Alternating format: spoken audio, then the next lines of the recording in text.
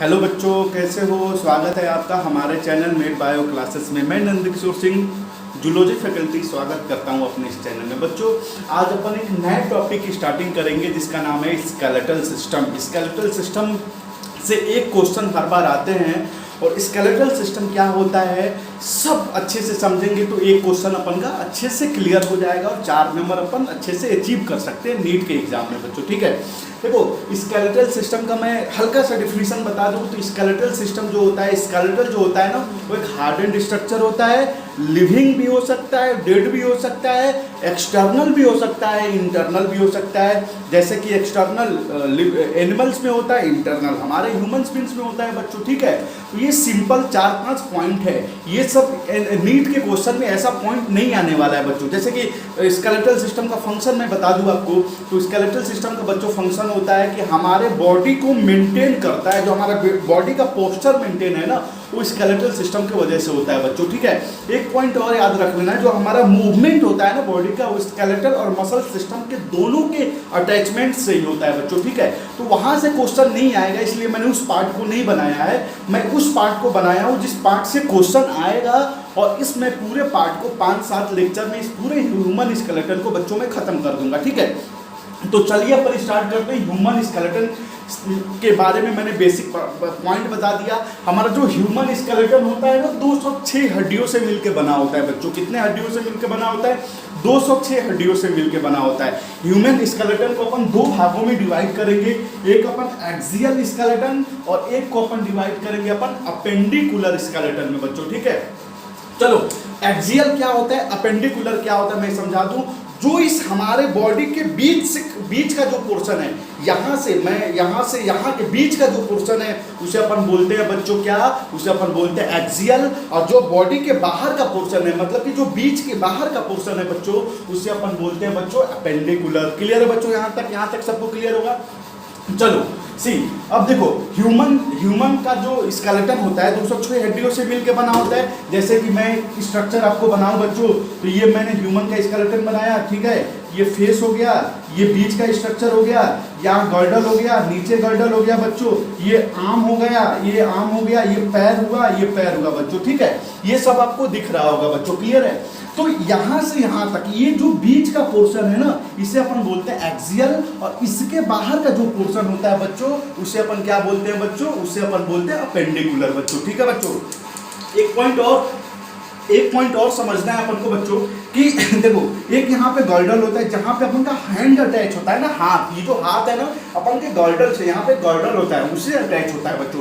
पैर भी हमारा जो लेग्स होता है वो भी गर्डल से अटैच होता है। तो एक्सियल क्या होता है? मिडिल पार्ट को अपन बोलेंगे एक्सियल, और आउटर पार्ट को अपन बोलते हैं बच्चों क्या, स्केलेटल अपेंडिकुलर बोलते हैं बच्चों। ठीक है, अब देखो 2-4 पॉइंट है जिसे अपन को अच्छे से समझ लेना है। जो एक्सियल स्केलेटन होता है ना, उसमें 80 बोन होता है, और अपेंडिकुलर में कितना होता है? 126 बोन होता है। जब 80 प्लस 126 को अपन ऐड करेंगे तो 206 बोन होगा। तो हमारा टोटल ह्यूमन स्केलेटन 206 हड्डियों से मिलकर बना होता है बच्चों। ठीक है, देखो तो हमारे एक्सियल स्केलेटन में क्या आ जाएगा?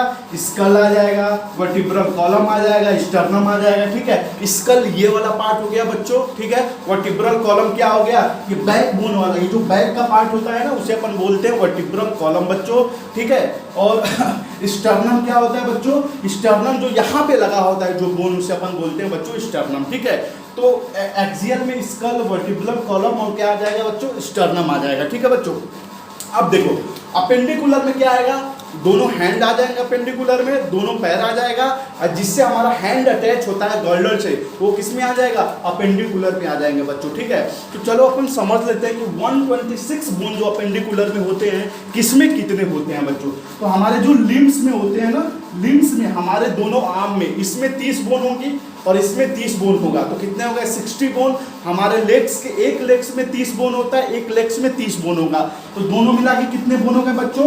60 प्लस 60 कितने बोन हो गए बच्चों? 120 बोन हमारे पैर और हाथ में मिला के होते हैं। ठीक है, हमारे गर्डल में एक 2 गर्डल होता है, एक पेक्टोरल गर्डल होता है, एक पेल्विक गर्डल होता है बच्चों। तो जो पेक्टोरल गर्डल होता है ना, उसमें उसकी संख्या 4 होती है, और जो पेल्विक गर्डल होता है बच्चों उसकी संख्या 2 होती है।